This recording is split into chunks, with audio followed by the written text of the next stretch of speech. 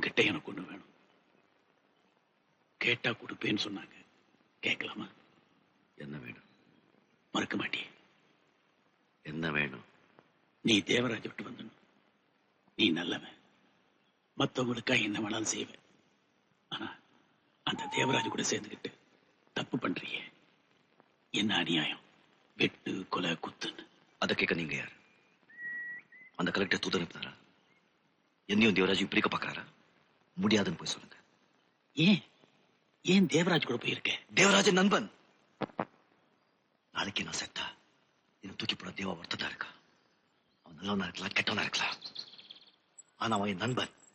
யாருக்காகவும் நான் அவனை விட்டு கொடுக்க மாட்டேன். யாருக்காகவும்? அந்த கடவுளை வந்தாலும் சரி தேவாதான். உன்னை பெத்த வந்த